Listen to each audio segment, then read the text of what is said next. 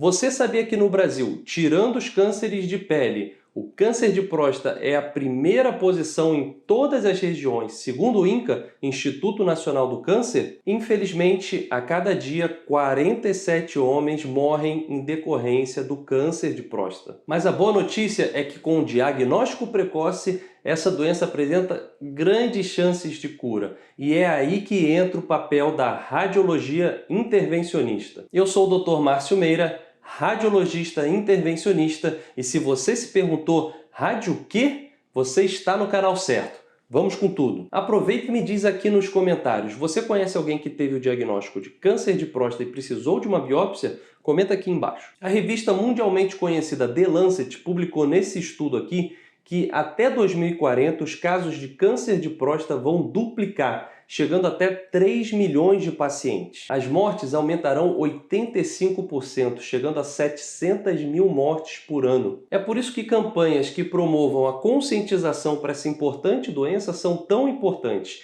E esse é o caso da campanha Novembro Azul. Esse movimento começou num bar, lá na Austrália. E é engraçado, né, como o bar é um ambiente propício para a criação de ideias. A maior parte é ruim. Nesse caso, foi uma ideia boa. Dois amigos se juntaram e, baseados na conscientização do Outubro Rosa, resolveram chamar a atenção para a saúde masculina, especialmente o câncer de próstata. Daí eles lançaram um bigode, que em inglês é mustache. Junto com novembro, juntou e fez Movember.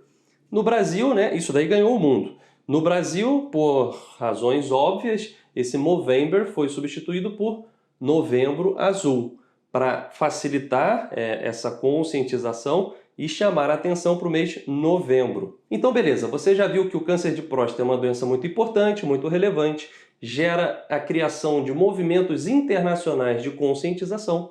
E agora vamos ver rapidamente quais são as indicações de rastreamento do câncer de próstata. De uma maneira geral, pessoas com história familiar de câncer de próstata ou outros grupos de risco começam o rastreio com 45 anos. O resto da população com 50. E como é feito esse rastreio? Com o toque retal e o PSA.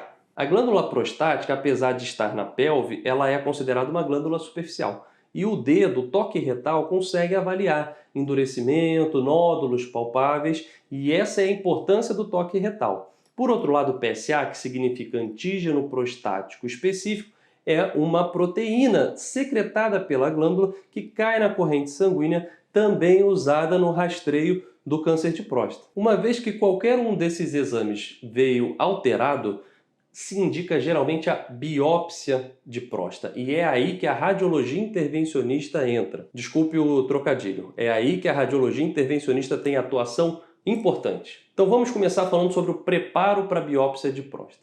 Bom, aquela lavagem intestinal, geralmente usada na colonoscopia, alguns trabalhos, que nem esse daqui, mostram que hoje em dia já não é indispensável. Então o paciente ele vai vir em jejum de 8 horas, trazendo todos os exames de sangue recente e exames de imagem de próstata disponíveis no dia do exame. A biópsia de próstata ela é muito segura e pode até ser feita com anestesia local, mas recomenda-se usar a sedação, tendo em vista o desconforto, do material que é introduzido, como a gente vai ver aqui no vídeo. Então, jejum de 8 horas e acompanhantes são imprescindíveis para o procedimento com sedação. Em relação às medicações, bom, antibiótico. O antibiótico geralmente é feito no dia do procedimento. Uma injeção intravenosa já garante proteção para infecções. Outros regimes são possíveis, mas geralmente esse é o regime mais usado. E os anticoagulantes? Algumas pessoas elas usam medicações que afinam o sangue por diversas doenças. Essas medicações vão ser individualizadas pelo médico que solicita a biópsia. Então, por exemplo, a varfarina ela é suspensa 5 dias antes, anticoagulantes orais diretos, como o Xarelto, 2 dias antes, a aspirina muitas vezes nem é suspensa, enfim, isso vai ser avaliado pelo médico solicitante e individualizado caso a caso. Em relação às demais medicações de uso contínuo, elas geralmente nem precisam ser suspensas, mas é preciso que você relate ao seu médico todas que estão sendo feito uso. Por quê? Por exemplo, medicações que aparentemente não têm nada a ver com o procedimento, como Ozempic, precisam ser suspensas por conta da anestesia até semanas antes da biópsia. Então, leva a listinha, fala para o seu médico todas que você está usando para que não tenhamos problemas no dia da biópsia. E durante o procedimento? Bom, a biópsia de próstata ela pode ser transretal ou transperineal. A biópsia transperineal ela está chegando com tudo, revolucionando a forma de se fazer a biópsia.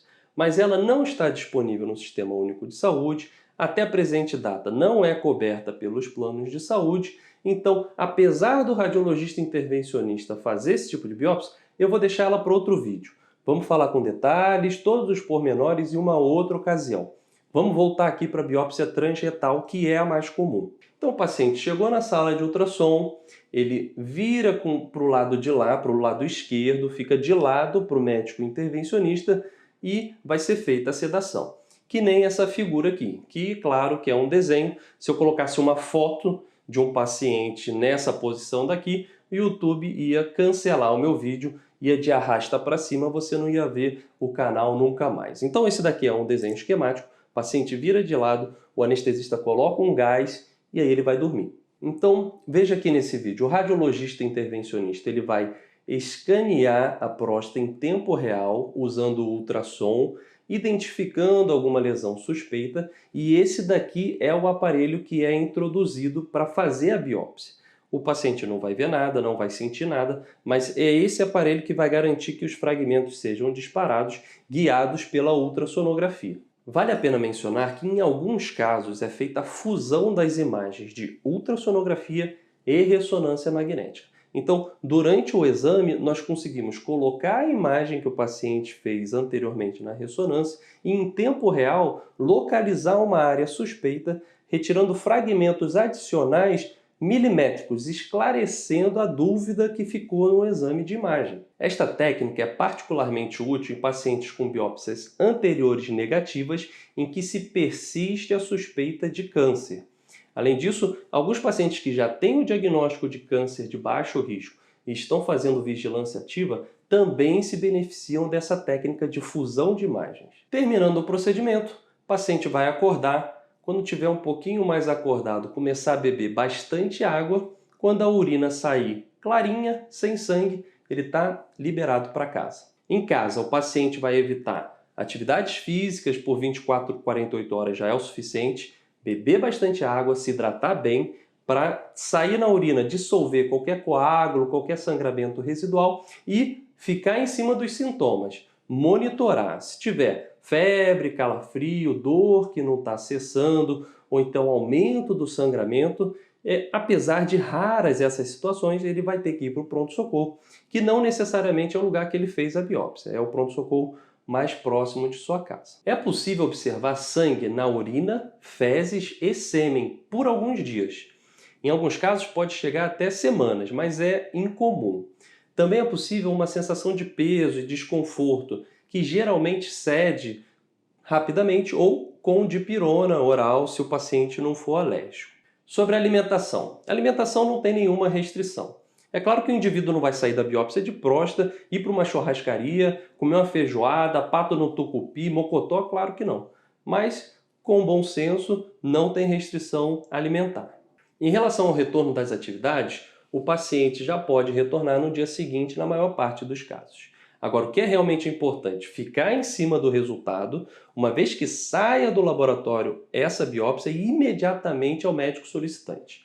Uma vez com esse resultado em mãos, é preciso que se tome medidas em relação aos próximos passos. Então, fique em cima do resultado da biópsia. Resumindo o vídeo do Rádio Q de hoje, o câncer de próstata é uma doença muito prevalente e campanhas de conscientização são extremamente necessárias para atrair atenção para o diagnóstico precoce. A biópsia realizada por um radiologista intervencionista é um procedimento seguro e essencial para que possamos surpreender o câncer de uma forma precoce com possibilidade de tratamento e cura. Esse aqui foi James Michael Tyler. Ele é mais conhecido por ter interpretado Gunther, um personagem muito conhecido no Friends, e ele enfrentou uma batalha pública contra o câncer de próstata. Ele compartilhou que o câncer havia se espalhado para ossos, coluna, chegou até ficar paraplégico.